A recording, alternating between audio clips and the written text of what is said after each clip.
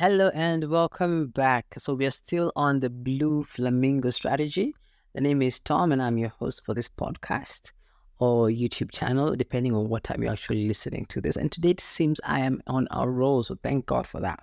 And so for today, we're going to be still looking at the Blue Flamingo strategies. How can you differentiate yourself in the marketplace if you cannot find the biggest elephant in the room? For those of you who are watching this episode for the first time, I highly suggest you go back and actually watch the episode about finding the big elephant in the room or the biggest elephant in the room, and then come back to this one or the previous one, and then come back to this one.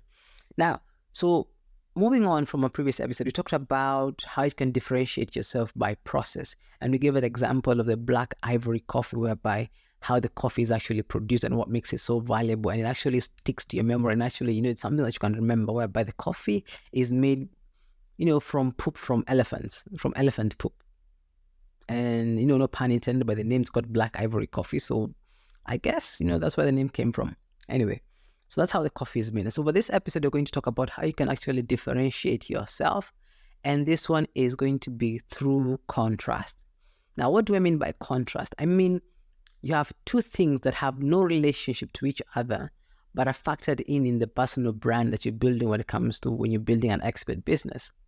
And so think about it. The best way you can think about it is like, colors. You've got black, you've got white. So assume you're painting a wall. On one side, you've got black, and the other side, you've got white. And so if there's a room or there's a wall in your house that is actually like that, it will actually stand out from all the other walls, which are blue or pink or whatever else. And so that is the whole idea between the contrast method or the contrast strategy of becoming a blue flamingo.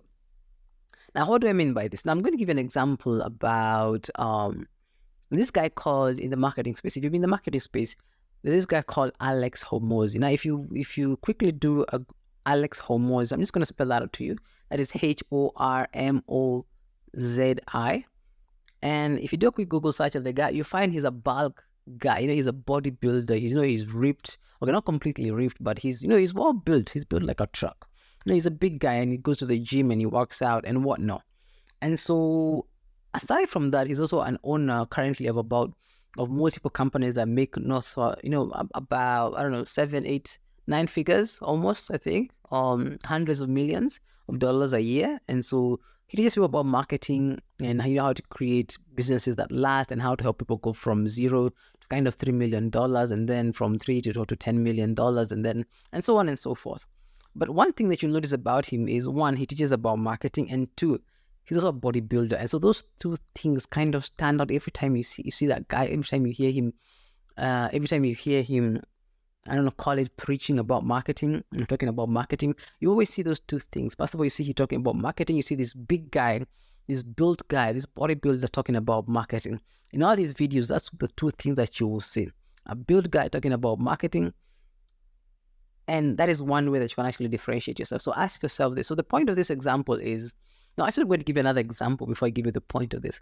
Another example is this guy called Andrew and Tristan Tate.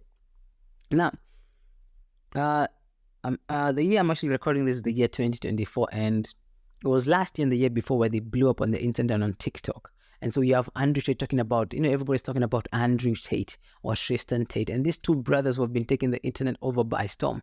Now, one thing about them is they're very controversial in the topics they talk about. They talk about relationships. They talk about, being a man and whatnot. And they give their own advice from their own experiences. And they talk about these things that, they're very controversial about it. However, the other thing that they're known for, or they even actually use this kind of personality to kind of promote, is their actual business is called Hustle University or Hustle Academy or something like that.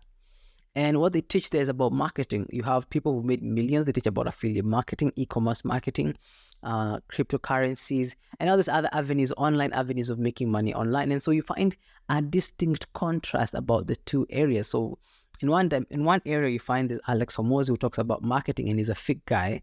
And he's pretty much a bodybuilder. And so you won't see another bodybuilder like that one, or any other marketing guy who's actually a bodybuilder like that one. And on the other hand, you have Andrew Tate who talks about who uses a radical approach to giving men advice for succeeding in this world. And on the other side is teaching courses about marketing and how to make money online. And so you find that there's that unique contrast as well. So it's not solely focused on one area. And so even Alex Hormozi also talks about fitness as well. So they're not uniquely focused on one dimension only or one area, but they have two areas. But the two of those areas make them stand out among every other person who's talking about these things. Because when you think about it, people talk about strictly about marketing and nothing else. You find that they're not known a lot. Their voice is actually drowned out in the crowd or in the competition or among every other marketer that is around that space. And so you can't actually hear them. But when you talk about Andrew Tate, when you talk about Alex Hormozi, people actually know them. And the reason for that is because they use the strategy of contrast. And so what else do you do apart from whatever it is you're trying to build? If you're a marketer like myself, or you're trying to be a marketer, what else do you do aside from being a marketer? Do you go running, for instance? You can use that as an angle for your business. You're a marketer and you also run. And so you can be if you're featuring those two things, you can actually be giving people marketing advice while running or something of that sort. Are you a backpacker, for instance? Do you like traveling? Maybe you can be doing travel and also talk about marketing.